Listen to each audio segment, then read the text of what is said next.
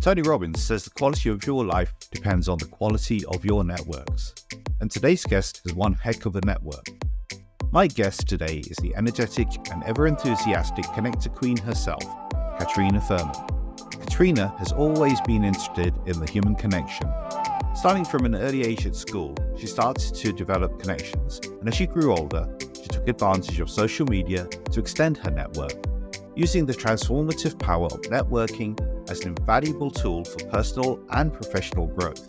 Networking feels alien to many of us, and Katrina shares the importance of adopting a giving mindset in networking and how approaching interactions with a genuine desire to add value to others can lead to more meaningful and lasting relationships. We talk about the idea of 6 degrees of separation, that we're all interconnected with boundless possibilities for meaningful and deep connections.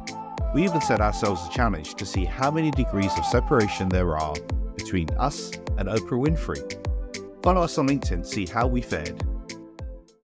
Well, Katrina, thank you very much for joining me on Success Matters. We used to work together for the same company, and it was quite random in the way in which we connected. You just reached out to me one day and said, I'd like to talk to you about MBAs. And Right. it was like so refreshing that all these people who kind of know me, but you were the first one to reach out. So what was it that prompted you to do that? And what were you looking to achieve in terms of the connection?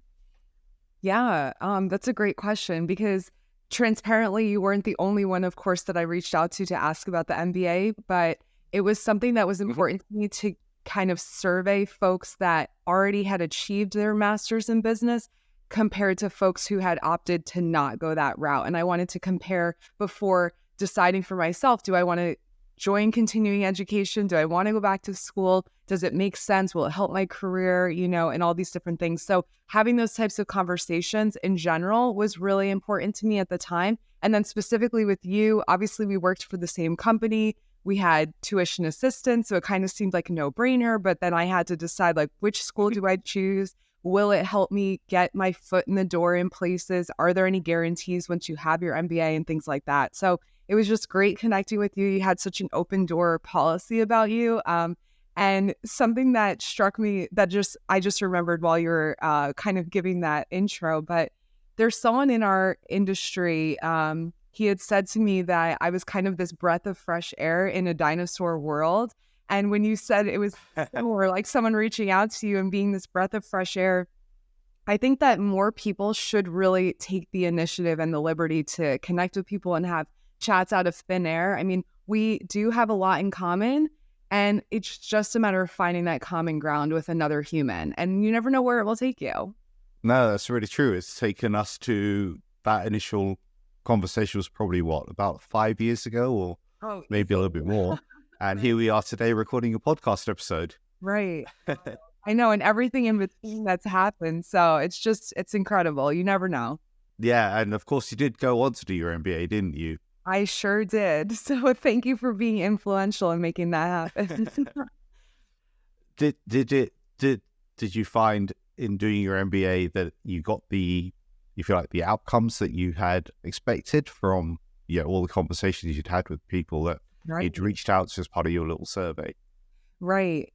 And what's funny about even the outreach, I always like to make things as efficient as possible for folks. So throughout my outreach, I compiled everyone's responses and I made a whole LinkedIn carousel about it so that anyone that was interested in the same information wouldn't have to go through the same process of speaking with, 35 people or so. So I compiled that and made a post about it for other people to access. But in that and across all of those conversations, I got a mixed bag of reviews. If people had opted not to do their MBA, they said it didn't make a difference in their career. If folks had their MBA, they were really adamant that that was something that was pivotal for them. And I just find that interesting because in general, I think when we take a step back and we ask people, hey, why'd you make the decision you made? They will justify whatever decision they made, whether it was for it or against it. So you always have to take people's advice with a grain of salt and then compare it to what are your personal goals and how does it line up, and what matters to you. So for me, I really care about networking. I was excited to pursue an MBA, to have that cohort class and meet a lot of like-minded peers in the business space who I could stay in touch with and would possibly lead to newer opportunities as a result. And there were a few different schools I had applied to and gotten accepted into. And then there's different things that I looked at the time, like the price tag and whether it was on site or virtual or hybrid. And funny enough, I wound up starting my MBA January 2020. So a couple months later, everyone was virtual, regardless of these different options to be in person or not. And so it was kind of a blessing in disguise not to invest a lot of monetary value into a program that I was going to be doing for my apartment anyway. Because to me, I would have felt like I was missing out on that. So I was very grateful to hear everyone's opinion. I took about a year to make my decision of what school to go with, but it's invaluable to talk to people ahead of time and learn from their experiences. Absolutely. And you said something there, networking is really important to you. Why is networking really important to you? Oh, man. I'm not sure. Since I was a kid, I've always loved connecting with people. I think I had that charisma within me from, childhood. I don't think it was anything I had to specifically try to do or wonder about why I was doing it, but I would go to start a new school and I would get everyone's contact information so I could keep in touch with them. And I would go to summer camp and I would get everyone's screen names so we could, go messaging over IM over the summer when we weren't, at camp together. And then the same types of patterns and habits transitioned as I got into college. It became a little more professional. That's really where I started getting involved with LinkedIn. But anybody I would meet in person, I'd be like, oh, are you on LinkedIn? Like, let's connect. So it went from writing down email addresses in a notebook to connecting on a social platform that was really designed to help networkers get together and connect and stay top of mind. I think that's a number one thing for me when I think about networking. I think about our ability to stay top of mind. So a practice that I have is if I think of someone, I will reach out to them and I'll be like, hey, I was thinking about you, like this popped into my head. And what's nice about LinkedIn or any other social platform, you can stay connected with people even if you don't see them every single day. And even if you've never met them in person, like you and I, we've never met in person. And yet, 4 or 5 years later, we're still in contact. We're still thinking of each other from time to time and finding ways to collaborate. And I think that that's such a gift because in life, you cross paths with so many people, but unless you're intentional about staying in contact with them, it's easy to never see them again, unfortunately. Yeah, and I think it's Tony Robbins or someone similar who says the quality of your life is dependent on the quality of your network. So you've got a very strong network, clearly, and you started from a very young age to the extent that you call yourself the Connector Queen. I do, yeah. I coined that phrase myself. I was just, I've always been fascinated with the 6 degrees of separation. I think it's like a Kevin Bacon thing, but it might be someone else. But basically, the theory and the study was done, I believe it started in the States, but they passed out these letters across, let's say, 10 different states. And they said, hey, it needs to get to someone in Boston, right? So, but you have to send it to someone you personally know. You can't just send it directly to the person in Boston. So folks would mail this letter to the next person that they knew who might know someone closer to that person in Boston. And ultimately, it wound up boiling down to the same person who knew everyone, essentially. And they're called connectors. And I always just thought that was so interesting that no matter where you are in the world, ultimately, you're only 4 or 5 people, sometimes less, away from meeting the person that you're really trying to meet in life. Whether it's, business or personal, it doesn't matter. You're not as far away from that person as you might think. And when I was in sales and trying to tap into the wireline space of sales, which is an industry that people will spend their entire careers in, 20 years learning all of the acronyms and all of the technology and the network idiosyncrasies, and I was coming from wireless and trying to tap into wireline overnight. I knew for me, networking was going to be such a critical component to my success in that space. And I was going to leverage as many people as I could because I didn't need to be the smartest person in the room, but I needed to have the right people in the room. I also wanted them to remember me. Yeah. So I know this is like a long-winded answer, but that's kind of where I got this. No, that's good. This is cool. And I kind of sat with that. I was like, okay, how can I make my brand a little more memorable and a little stickier? And anyone in sales knows how important stickiness is. Even my first name, Katrina, unfortunately, before the hurricane, no one ever remembered my name. And after the hurricane, I know it's the first subject to say, hey, Katrina, like the hurricane. So I was like, I need to come up with something a little different. And so Connector Queen, I like the hard K sound. It kind of carries my first name into it, but it embodies something that's so much richer and that a lot of people can resonate with. And it's been so sticky. I mean, people remember me. I join calls. They're like, oh, we have the Connector Queen on the call, so it's just kind of like a fun thing. And then you have a lot of people in life that see themselves as connectors too. So again, finding that common ground is very beneficial, and the brand has just produced so much fruit that I never saw coming.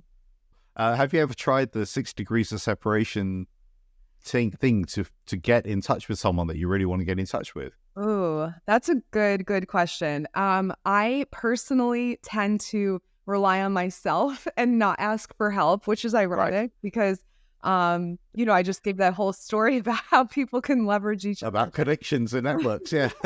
Exactly. So in my life, I noticed like I'll try to go directly to the source and try to make it happen that way. But to your point, that's not always the most effective. And half the time, if people don't know you, they're not actually going to respond to you from just a cold, intro out of nowhere.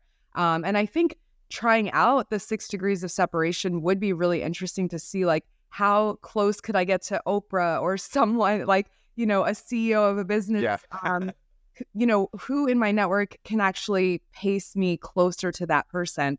And I think that would be a fun experiment. And something I'm even trying to do this year is just get more engaged in experimenting with my life and trial and error and seeing what works. So I may take that as an action item from this episode and put it. There we go.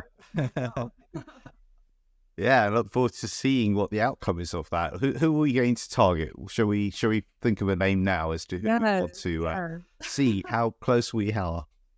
Right. I would love that. I'm trying to narrow it down, like think about industry first. Do we want it to be entertainment, sports, professional, business space? I don't know. And I'm not very, very good with celebrities, ironically, because I spend so much time focusing on the interpersonal relationship that anything that's super shallow or like outside my scope, I don't really have much mind share in that regard. So sorry, no one's coming to mind, but is there anyone coming to mind for you?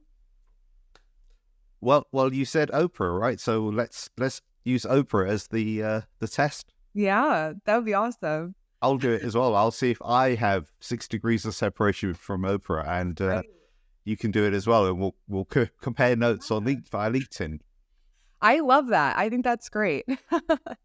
And funny enough, I know challenge and a half, isn't it? Exactly. It really is. It really is. And it also goes to show like who you know in different spaces and who they know. I volunteer a lot. I was actually at a Make-A-Wish volunteer luncheon, and we were spending some time brainstorming how can we target different companies, I guess, but different people who may be interested in donating to our upcoming ball or our Walk for Wishes event and things like that. And so it's just so interesting to take a step back and look at the folks in the room and realize they're just as connected as I am. My network is not any better than theirs is. And it's all a matter of staying top of mind and remembering who's in your network and who knows who that can make that introduction for you. And that's really where the value comes in.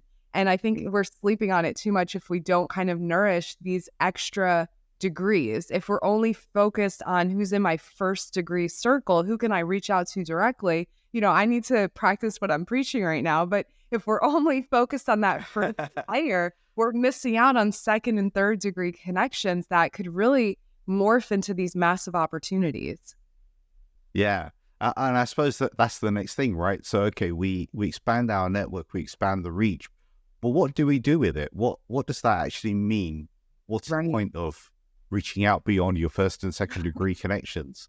Right. And that's a great question. I again, can only speak from my own outlook. I find so much value in just making connections with people that, to me, that is purposeful in and of itself. I don't really set out for a specific ROI. I'm not trying to sell anything. So in my world, there's just value in knowing people and meeting new people and having these conversations and then thinking of them in the future and just making our existence on the earth a little more wholesome, a little richer.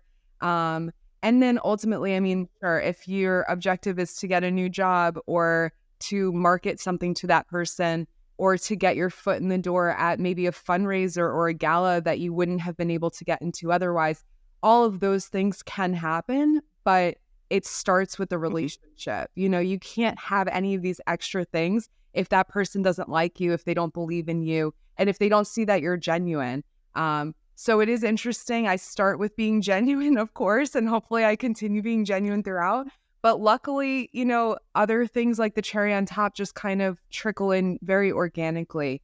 So for me, I just find it to be just the gift that keeps on giving. I mean, I don't have a real agenda when I'm thinking about how do I get in touch and how do I expand my network, right? How do I get in touch with my second and third degree connections? How do I expand my network from there? I'm not strategizing methodically by any means. But, you know, let's say, like, for instance, with Oprah, what would be our end goal? Because with Oprah or anyone at her level, you run the risk of wasting someone's time, right? If you don't have something specific that you want to talk to them about and you spend all this time reaching out to them, but then your elevator pitch crashes and burns, or you kind of aren't reading the room properly, it could be a massive wasted opportunity on both parts. And then unfortunately, you'll be top of mind, but not for the right reason. And they may never take your call again. So I think you need to know your audience and recognize, you know, how important is it that I have an agenda going into this and I'm clear on my objectives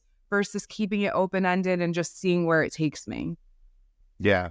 And I suppose, well, Oprah, we kind of jokingly said that. It was just to test that model, right? The 6 degrees of separation. Right. But it is important that if you're reaching out to someone, I suppose that the answer to that question is you approach it with, what can I do for you rather than what can you do for me?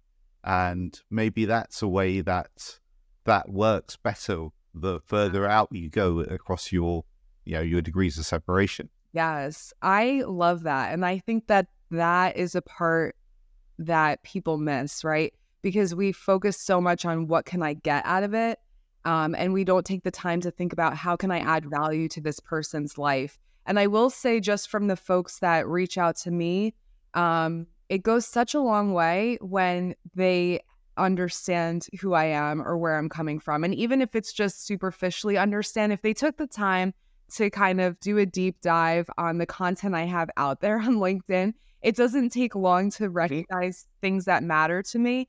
And it's just a few ways to build that instant rapport and then go from there. And even if their agenda is to have me collaborate with them in some capacity or help them ultimately, if they can spin it up in a way where it makes sense for me to also get involved and I am reducing the risk from not knowing this person from anyone else, if they can make me feel more comfortable and they can, again, tell the story, then that's going to go such a long way. And I think that that's, again, like a part that a lot of people miss. So I'm glad you brought that up. That's a very good example. And talking of content, you also set up a podcast series called Winning Wednesdays. What was the background to that and what was the driver for that? So yes, that I started during the pandemic. I was living in Jersey City, working in Manhattan. I was in sales, but all of a sudden we couldn't go in person anymore. So forget about, your unsolicited drop by the office visits. You had to really try to connect virtually from a work perspective. And then even when I was thinking about my networking perspective, I was like, wait a second. I used to go to all these in-person networking events. I hosted them. I brought everybody together. And now people seem so distracted with their lives outside of work. No one's making time for these even virtual happy hours. And even if you're on a call with 20 people, only one person can talk at a time. And it's not really an effective way to get to know people virtually.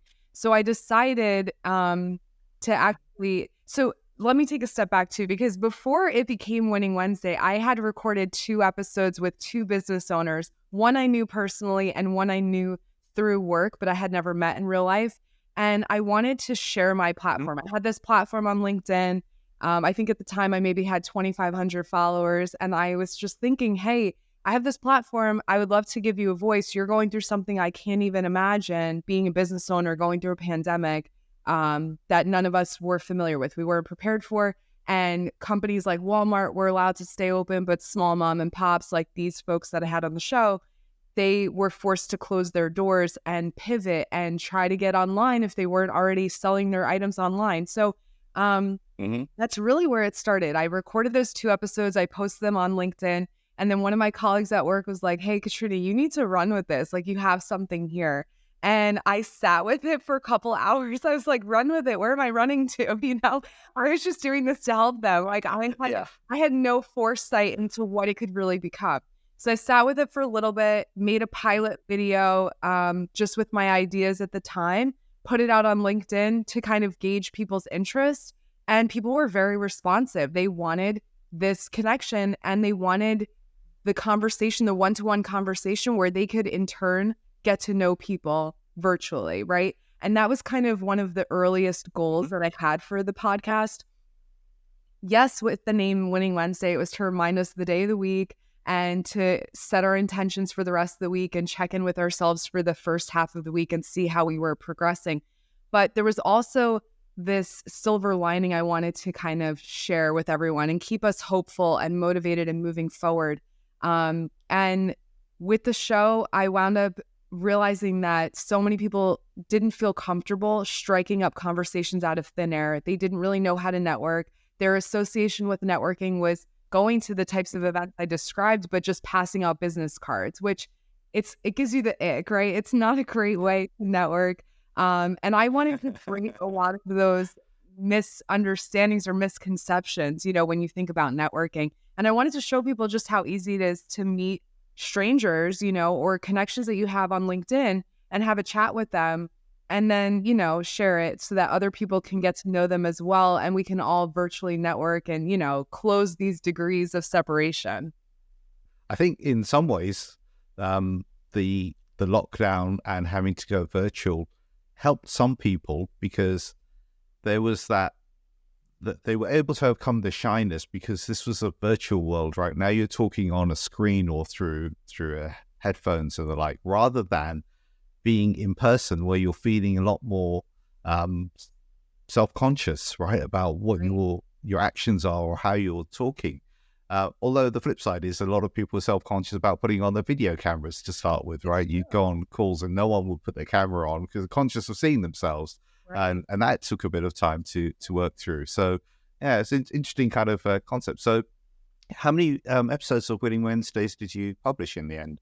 Yeah, I wound up publishing 60 of them altogether. But I will say I didn't start off being this person that loved being in front of the camera. To your point, that was a little scary for me too at the time. The most I had done were 30-second selfie view camera clips where I just would have a thought, record myself, throw it up on LinkedIn and call it a day. So this is the first time where I was trying to be a little more professional, you know, sit at a desk, not fidget, not move. I was no good at making eye contact with the camera. Like there were just so many things I learned along the way across those 60 episodes. But in the beginning, I edited the content myself, and I really, again, my focus was just on giving my guests a platform and a chance to share their voice. So I minimized mine. I didn't think that mine had a lot of value in the conversation. At the time, podcasting wasn't what it is today, where it's like very much a back and forth dialogue. Back then, I just thought, oh, I'm just here to help them. I'm just a facilitator. You know, I'll ask the questions, but I'll cut that part out and I'll just give them, you know, the space to share their answers. And after a while, it became too time consuming to actually do the edits myself. So I wound up hiring someone to do it, which was great too, because I felt this sense of fulfillment of job creation, right? During the pandemic, so many people were getting laid off right away. And here I was able to give back into the economy. I mean, it was just, again, a gift that kept giving. I can't say that enough. It was so good. But in that, I learned that my voice actually had value in the conversation because the editors weren't cutting me out the way I was cutting myself out. And that was such an Right. interesting shift, right, in these episodes. And I went from interviewing just people I barely knew to people I knew a little bit better and had more of an interest of having that back and forth dialogue rather than just like an interview style question answer approach. So I learned a lot, and I highly recommend it. I know you and I chatted back in 2020 about podcasting, so I'm so thrilled to see you finally doing it. That's right. Yes, indeed. You came to you for some advice. Yeah, 2020, all that time ago, Yeah. about how do you do this stuff? What what do you need, and who do you even go to edit and the like? Um, you, I wanted to pick up on what you said actually about your voice was so important, because a lot of people don't always recognize that their voice is really important. I'm not necessarily talking in a podcast context, but Yeah. actually in life in general, that they don't feel that they're going to be listened to, or that there's something what they've got to say is important as well as part of a conversation and the like. And was that a moment for you as well where you thought, actually, not only in the podcast world but in life in general, I should get my voice heard more? Oh man, you're cutting me into the core here. So- Yeah, I would that came to mind when you were describing that because it's not an ailment that just afflicts me or only a few people. I think a lot of us maybe no. have gone through life feeling unheard. We've felt like people don't want to listen Mhm. to us and don't have the time to listen to us. And for me, I've adjusted to that by also taking in the fact that people love talking about themselves. So it's twofold. It's like, you don't want to listen to me, but you love talking about yourself. I got it. I'll ask you a ton of questions and then I'll be good. We'll be in conversation, but I won't be in the spotlight. And that was kind of my solution to that for a long time. But there's certain spaces and certain people who do make me feel, safe and heard. And this is a great example of that. You asked me to be on your show, and I'm like, okay, I've evolved, I'm growing, and I feel like you care about my thoughts. So, like, let's do it.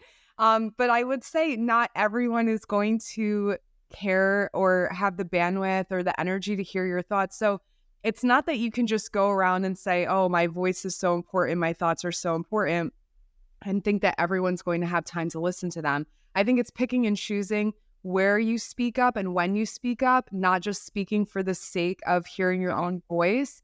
And even if we're thinking about work and speaking up in meetings, it's very important to find ways to set yourself apart, but don't be the only voice speaking in the room. If anything, giving other folks a chance to speak up and empowering them to have their voices heard, it's going to make you more memorable at the end of the day. And it's going to give you new insight. I mean, we all know what's happening in our heads already. To say it out loud doesn't help Mhm. as much as hearing someone else's thoughts would, right? Because hearing someone else's thoughts is new information for you. Regurgitating what's already in your head, it might be the same thing that you already know. So I don't know. That's kind of my 2 cents on that.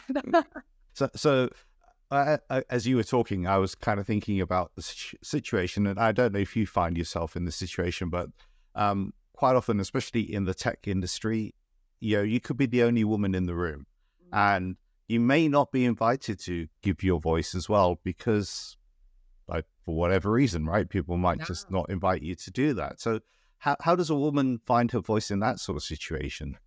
Yeah, that's a great question. There have been so many different environments where I've felt I couldn't speak up for whatever reason. And whether it's a room full of men or a room full of women or mixed company, I've felt conflicted about speaking up. And then other times I've felt that I'm the only one speaking up and I'm the clear leader in the room. So there's definitely different temperaments depending on the room that you're in.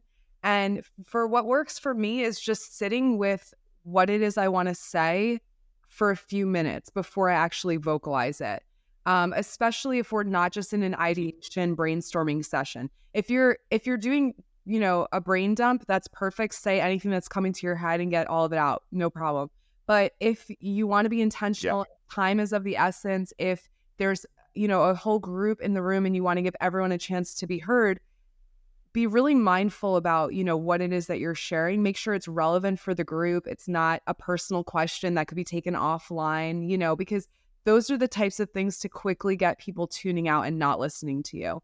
And so I just, I try to say something that indicates that I've been listening and I understand where we're going, in terms of where's the group trying to go, what's our end result. And then I'll also try to ask a pointed question that gives everyone a chance to engage with me, even if they're not actually speaking out loud. Now their brain is engaged with what I'm saying, and we can kind of go from there. So I just think coming up with good questions and active listening, right? Indicating different ways that you are listening. Those two things go hand in hand, and it goes a long way in finding ways to use your voice in a group setting, no matter who's in the room. It really doesn't matter who's in the room. You just have to find that confidence within yourself and make sure that what you're saying is relevant so that it is heard. Right. Yeah, that's some really sage advice there. So this kind of leads us nicely to your next project, which is Becoming You. Yeah. And as we've been talking through this, in my mind, I can kind of see this transition because also, our first conversation was a number of years ago to where you are now. So Becoming You, what is the background to that? I'm just, taking a breath here because it was a rather quick process in the sense that I've only had the idea for the last few months. When I stopped the Winning Wednesday episodes, people kept asking me, hey, when are you going to get back into podcasting? We love your show. I want to see new episodes. I hope I can be on your show, things like that. And it never felt right to restart that. I felt that Winning Wednesday had served its purpose. It ran its course. And although I love the show and I love all of the guests that were on the show, and I even enjoy watching it back and watching, the highlight reels of it, it's not something that I see myself needing to continue producing today, right? But I love podcasting, and I think that there's a real value to my own personal brand to show up in this way that's very authentic. There's no filter, it's not just a keyboard warrior type of post where it's text only. And it's the closest thing to being in person that we have right now, until we get, holographic technology, which I'm still waiting on. But for the time being, podcasting and these virtual conversations, they do serve a very good purpose. So I was listening to The Diary of a CEO. It's one of my favorite podcasts. And I was going for a walk. And at the time, I had just been laid off, and I was just thinking through how can I, make lemonade out of lemons? No, I'm just kidding. I wasn't thinking that. But if that concept was there, right? Where what can I do with this situation? How can I grow from it? What can I learn? And one of the last projects that was for myself that had been put on pause was Winning Wednesday. So that was kind of the first thing that came to mind. And I was like, okay, well, what do I want that to look like today if I want to pursue that, And I just have been sitting with my intuition. I've been letting my higher self guide me more. And I've just been leaning into these gifts and talents that I have because they serve a purpose in and of itself. Whether I believe in myself or believe in them or not, I can show and I can point confidently to all the people that have reached out to me to say, hey, this works and it's resonating with us and we want more of it. I'm like, okay, good. Whether I believe it or not, people have told me, so let's do it, right? So I came up with this idea of Becoming You.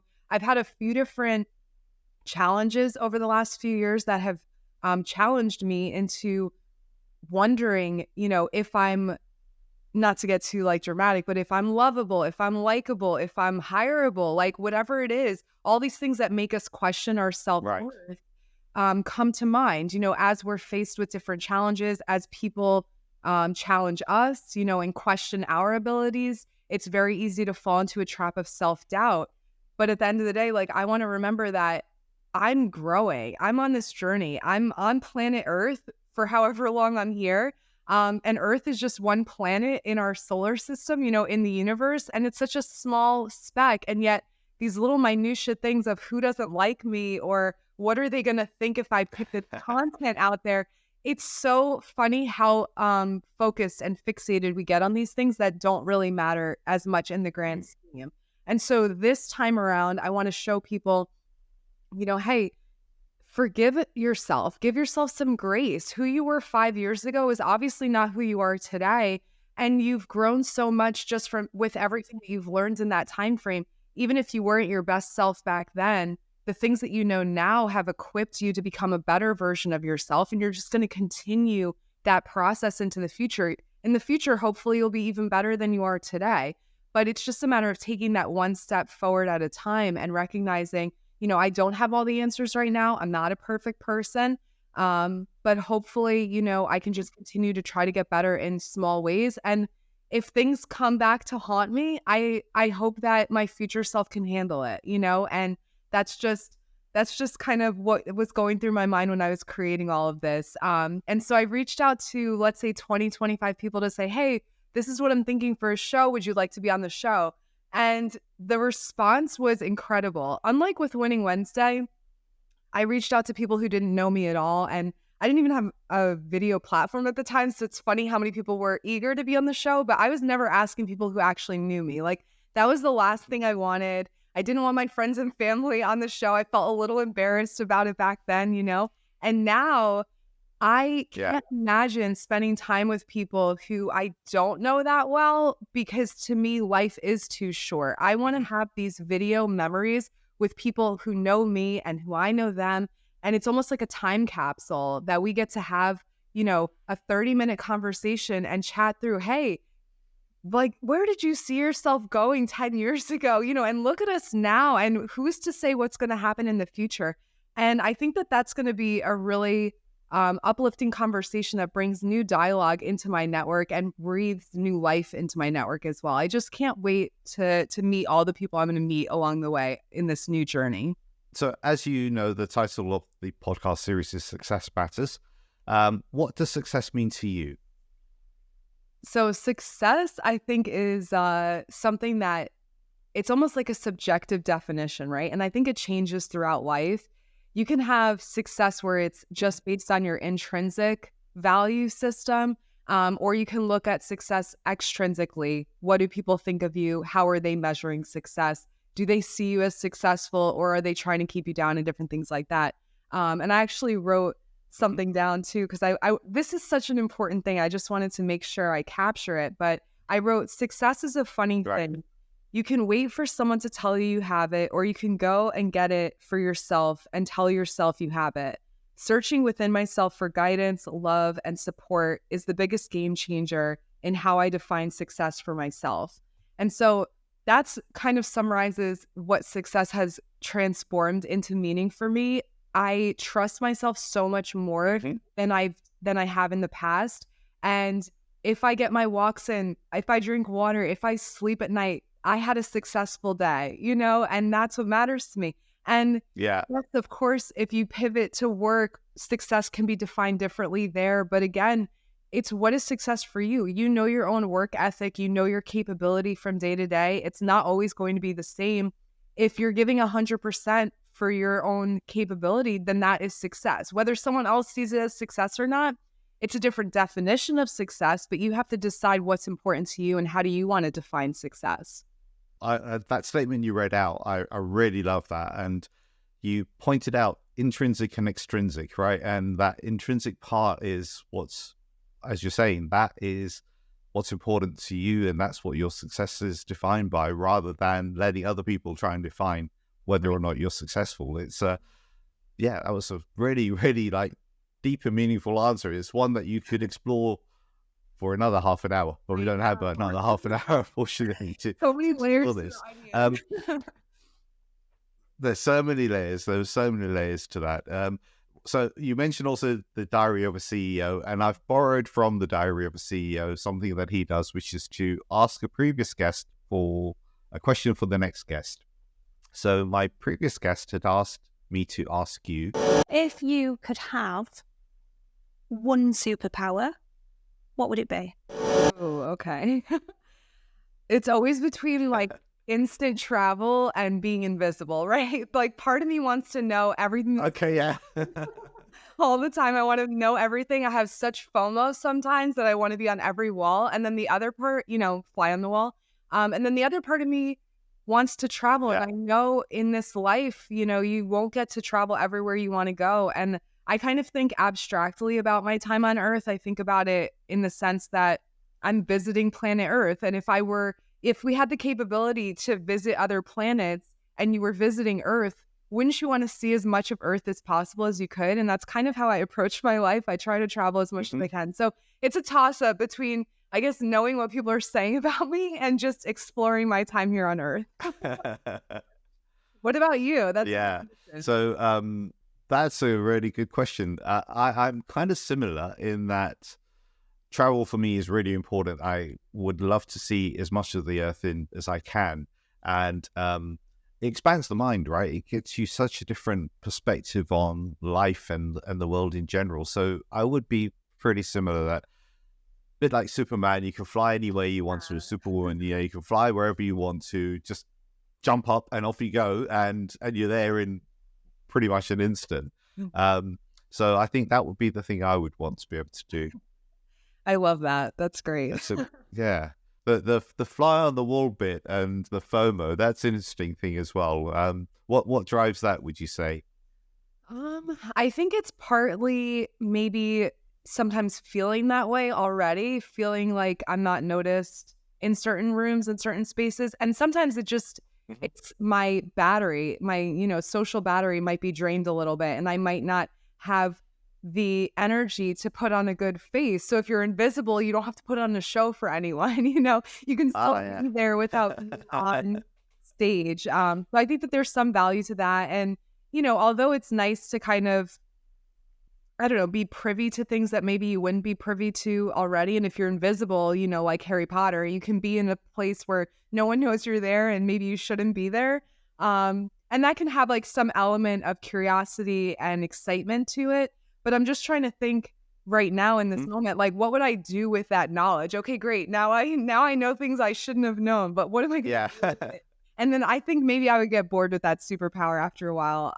So probably stick with travel. Oh, okay. I was thinking of the conversation we had about networking events and how some people feel really uncomfortable and self-conscious.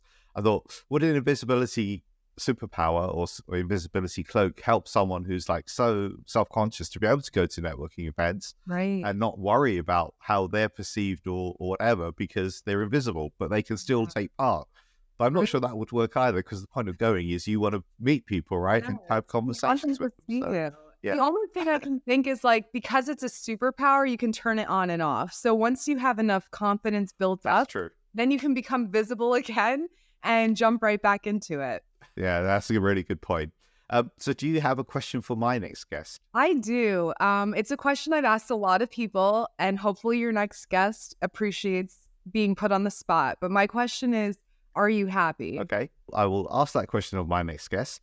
What makes you happy? I really enjoy reading. I love going for walks. I have a 4.5-mile loop that I do around my apartment. And it's around a couple lakes. And I think just getting fresh air is really good.